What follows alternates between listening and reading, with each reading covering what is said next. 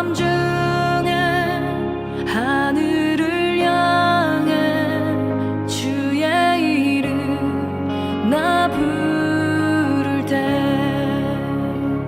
어둠을 뚫고 오신 주 사랑 나의 절망 거두셨네. 주님의 공로 다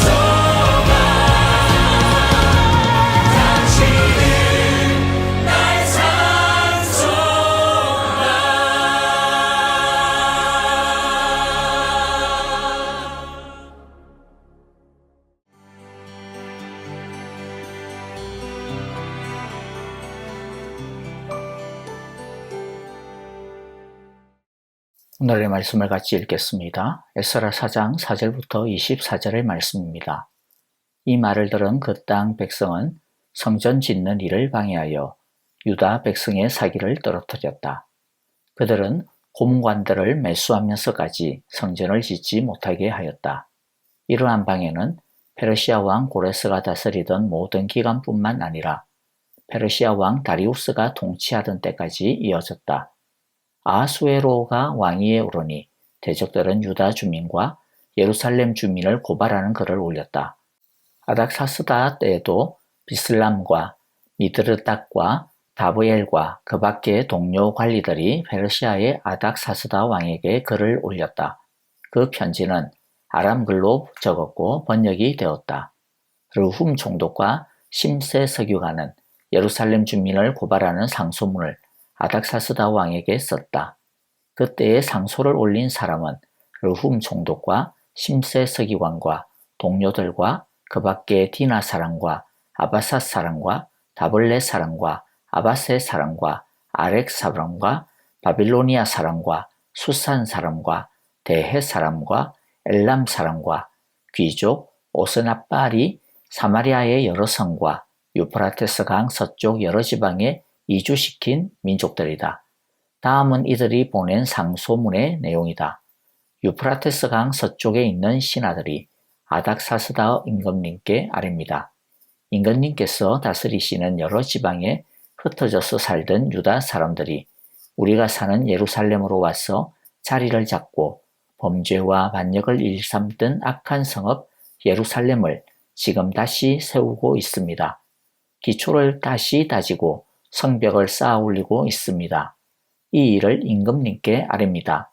성벽 쌓는 일이 끝나고 그 성읍이 재건되면 그들은 세금과 조공과 관세를 바치지 아니할 것이며 틀림없이 국고에 손해를 끼칠 것입니다.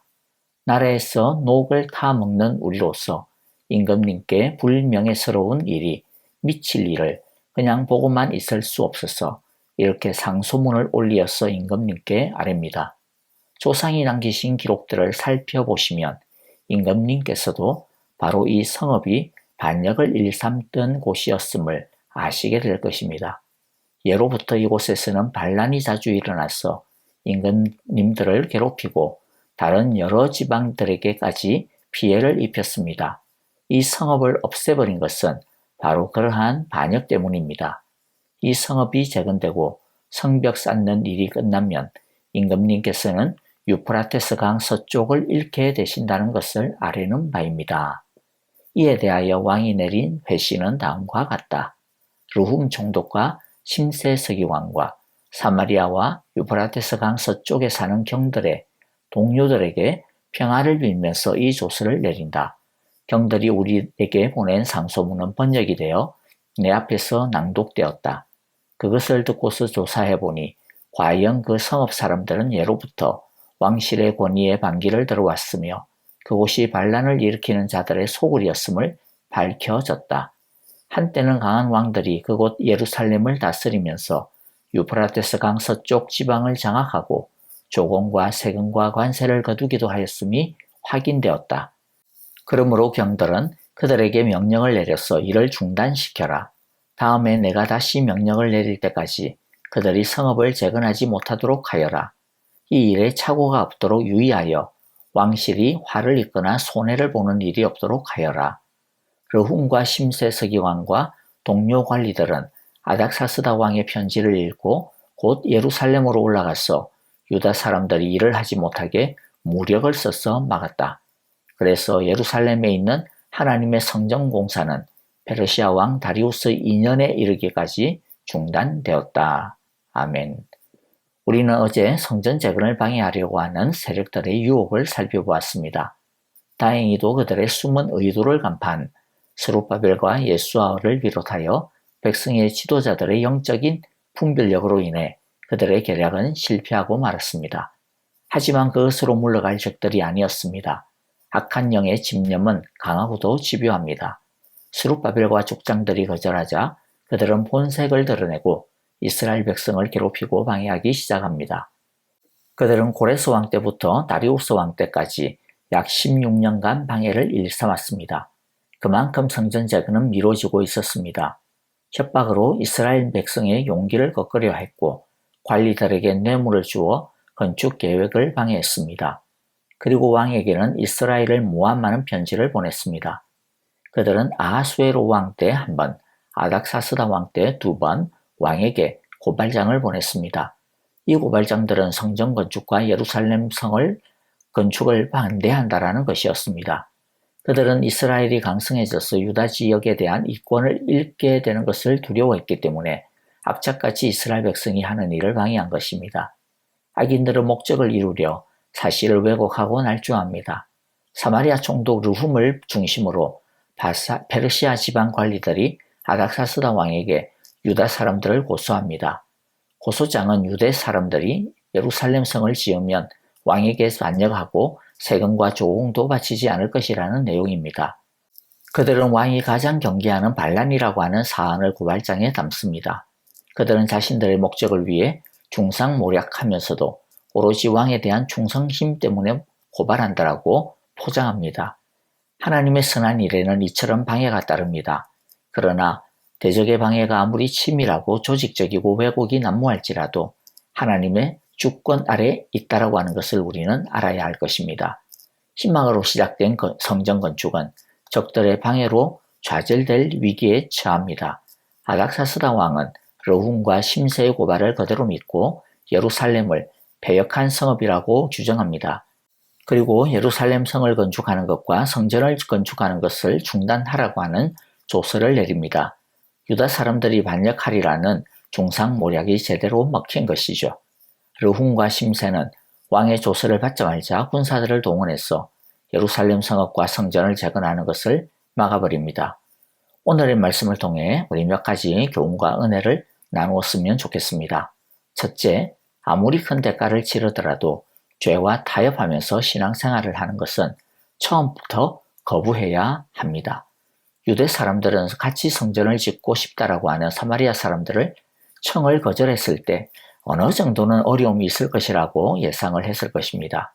그런데 이들의 방해는 상상보다 훨씬 강했고 집요했고 교묘했습니다. 그래서 16년 동안이나 성전을 재건하는 일, 성읍을 재건하는 것은 중단되고 말았습니다. 이 장면을 보는 분들 중에 혹시 어떤 분들은 아니 과연 저들의 청을 거절했던 것이 진짜 지혜로운가 라고 의심이 드는 분들도 있을지 모르겠습니다. 그냥 적당히 조금 양보했더라면 16년씩이나 성전 재건이 중단되는 일은 없지 않았을까. 차라리 적절한 수준에서 어느 정도 좀 타협을 하는 것이 더 현명하지 않았을까라고 말입니다. 그런데 어제도 말씀드렸지만 속도보다 중요한 것은 올바른 방향입니다. 아무리 빨리 성전을 재건했다 하더라도 거짓된 신앙과 타협을 해서 재건하는 것은 첫 단추부터가 아주 잘못 끼워지는 일입니다. 죄는 바이러스와 같습니다.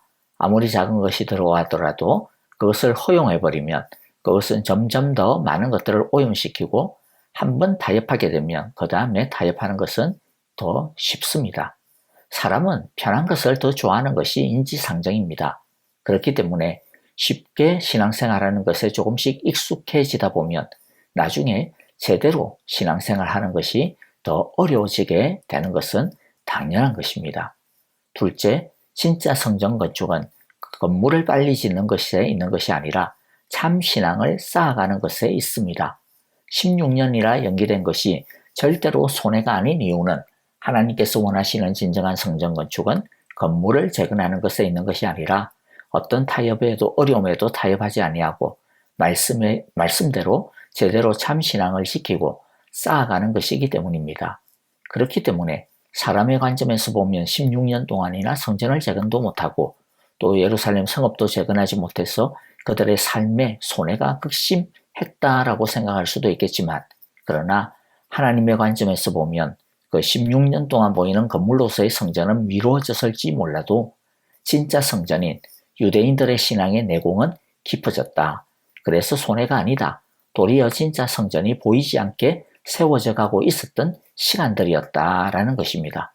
16년간의 이 고난의 시기 동안 유대인들은 어떤 때는 낙심하기도 했고요. 열의도 잃어버리는 때도 있었습니다. 영적 침체를 겪기도 했습니다. 그러나 학개와 스가랴 선지자들을 통하여 이들은 그 영적 침체를 딛고 일어서게 됩니다.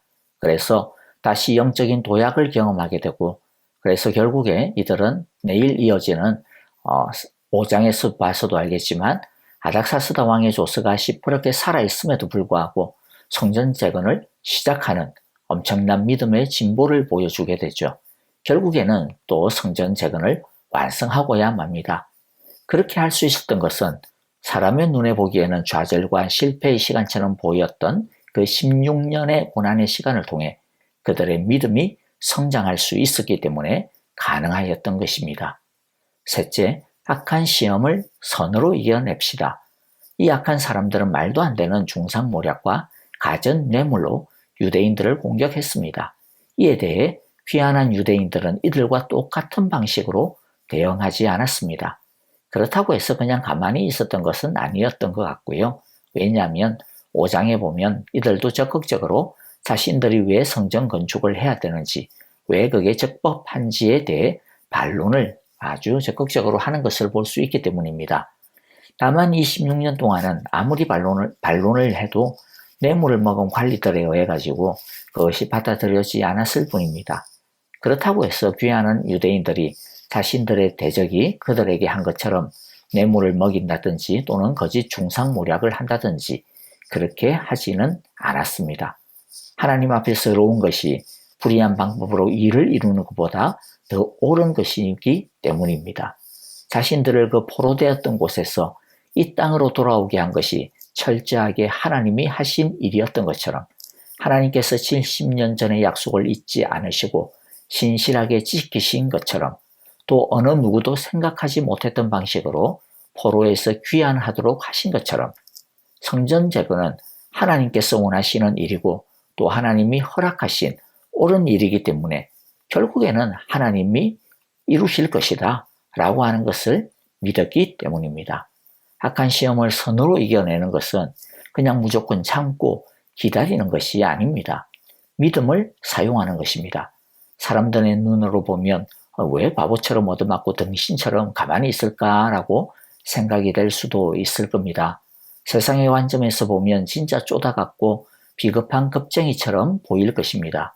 그러나 우리 믿는 사람들이 악에 대해 악한 사람들처럼 맞서지 않는 것은 힘이 없어서가 아니라 머리가 없어서가 아니라 용기가 없어서가 아니라 원수 갚는 것은 하나님에게 속한 것이고 또 악은 절대로 하나님을 이길 수 없고 하나님은 반드시 당신의 의와 선을 이루시고야 마실 것이며 또 하나님은 지금 이 상황을 모르고 계신 것이 아니라 도리어 당신의 자녀들이 당하는 이 억울하고 부당한 것을 다 보고 계시고 우리의 하소연을 다 듣고 계시고 다 알고 계시고 또 이 상황에 대해 무관심하고 무능력한 것이 아니라 지금도 다스리고 계시다라고 하는 것을 믿기 때문입니다.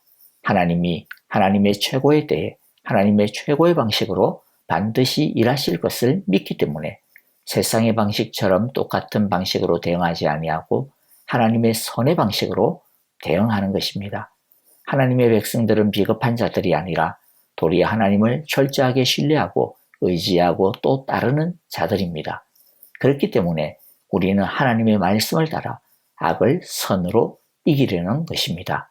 여러분, 하나님은 반드시 우리의 모든 상황을 보고 계시고 우리의 모든 하소연을 듣고 계시고 지금도 우리를 다스리고 계시며 우리를 향한 최고와 최선의 계획과 사랑을 가지고 계심을 항상 믿고 어떤 대가를 치러야 하는 일이 있더라도 오직 믿음으로 승리하시기를 간절히 기도하고 축복합니다. 이제 찬양을 드리며 기도합시다. 오늘의 말씀을 곰곰이 마음에 새기면서 하나님이 주시는 감동을 따라 기도하실 때에 선으로 악을 이기게 하시고 믿음으로 하나님만 붙들게 하소서라고 기도하시고요. 우크라이나의 평화를 위해 선교사님의 건강과 원활한 사역을 위해 기도해 주시고 아프신 성도님들 계속해서 기도해 주시기를 바랍니다. 박윤경 전도사님, 박안신 장로님, 박옥자 권사님, 이두상 집사님과 또 조창준 장로님의 회복과 온전한 치유를 위해 또 연로하신 성도님들과 양로원에 계신 어르신들의 평안과 건강을 위해 우리 함께 기도하겠습니다. 찬양 드리며 기도합니다.